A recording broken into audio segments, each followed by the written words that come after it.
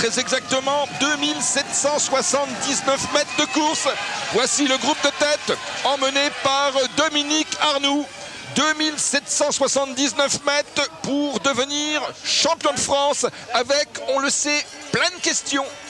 Par exemple, John Gadret qui doit impérativement attaquer s'il veut être sacré.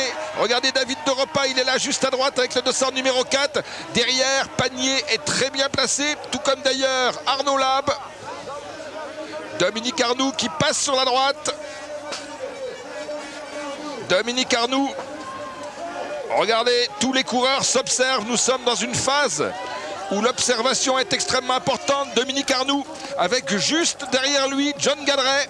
Voici la descente, le virage à droite, la petite boucle.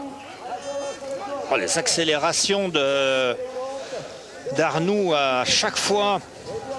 On se trouve dans un passage un peu plus compliqué, que ce soit sur la prairie, que ce soit dans la descente avec le dévers. Voilà le passage des planches. Tout de suite, Arnoux remonte sur le vélo plus tôt que Gadret. John Gadret, oui. Lui est un peu plus à l'aise à pied. John Gadret aurait été beaucoup plus à l'aise si le circuit avait été boueux, par exemple. Exactement.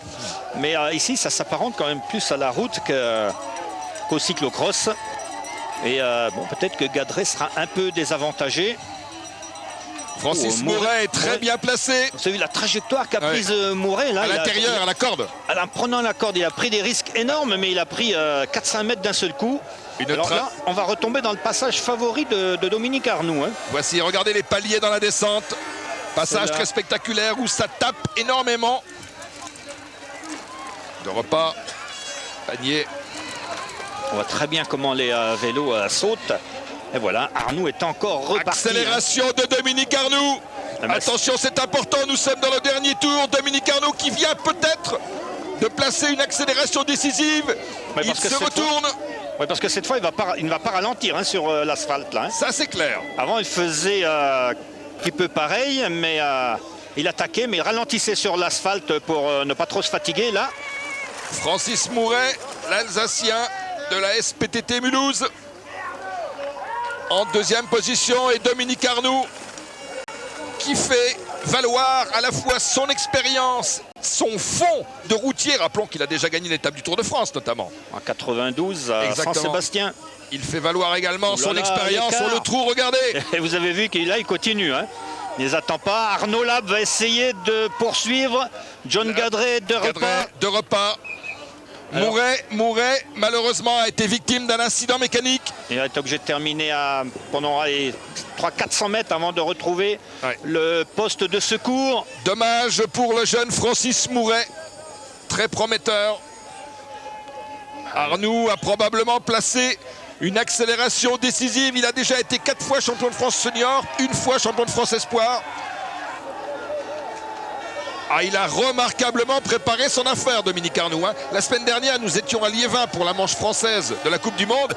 Et il n'avait pas été à son avantage ce jour-là, mais en venant à Liévin, il avait été, comme des milliers de Français, bloqué à cause des intempéries dans les bouchons d'autoroute. Et il nous disait, c'est à cause de cela que je ne marche pas, mais je serai prêt dimanche prochain. Eh bien, il se connaît bien, l'oiseau. Réaction de John Gadret, qui ne s'avoue pas vaincu. John Gadret, Arnaud Lab. David de Repas qui va essayer, ça va être juste pour ceux-là. Voilà, David de Repas. Morel aussi encore bien placé, Panier. Il y avait également Jérôme Chevalier, franc-comtois, qui était assez loin au départ et qui petit à petit est revenu, notamment sur les parties en asphalte, où il y avait un ralentissement du groupe de tête. Dominique Arnoux, là, il est vraiment à 100% de ses moyens. Vous savez que dans un cyclocross, les coureurs sont pratiquement toujours au maximum cardiaque. Enfin non, maximum c'est presque 200, mais là ils sont en aérobie, ils sont à 160 à peu près, 160 battements minutes pendant l'heure que dure l'épreuve. Dominique Arnoux qui creuse un écart qui va probablement, sauf incident mécanique, se révéler décisif. Il va retrouver, oui, oulala, il va retrouver ses qualités de routier ici. En plus, il est seul. On se retrouve un peu dans le même schéma qu'une course sur route maintenant. C'est-à-dire que lui est seul, peut gérer son effort comme il l'entend. Derrière, ils sont plus nombreux. Ils vont se regarder un petit peu qui va rouler, qui va faire l'effort. Et pendant ce temps-là, eh bien, Dominique en profite pour reprendre encore un peu de champ. On se demandait si la nouvelle génération emmenée par lui, avec le maillot blanc de John Gadret, allait prendre l'avantage à l'occasion de ce championnat de France. Eh bien, ce ne sera pas pour cette année. John Gadret, qui paradoxalement n'a jamais été champion de France. Il a été bien classé partout chez les juniors, chez les espoirs, mais il n'a jamais gagné un championnat de France. Par contre, il a souvent été sur le podium. Hein. Ah, exactement. Sur la première marche, peut-être pas, mais sur le podium, il en a un nombre incalculable, pauvre John Gadret. Apparemment, ce ne sera pas encore pour cette année, mais bravo à Dominique Arnoux, qui a vraiment très bien su préparer cette course et qui a très bien couru aussi tactiquement, hein, en éprouvant ses adversaires à chaque tour dans un parcours, sur une portion du parcours où il était vraiment à l'aise. Dominique Arnoux s'envole littéralement vers son 5e titre de champion de France senior. Chapeau, préparation parfaite, maîtrise parfaite. Regardez le plaisir de Dominique Arnoux. John Gadret en 2e position, Arnoux champion de France. Médaille d'argent 2e, John Gadret. 3e médaille de bronze, Arnaud Lab.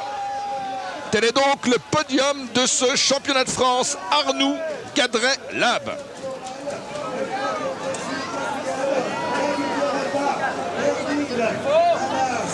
David de Repas est 5e. Et Arnoux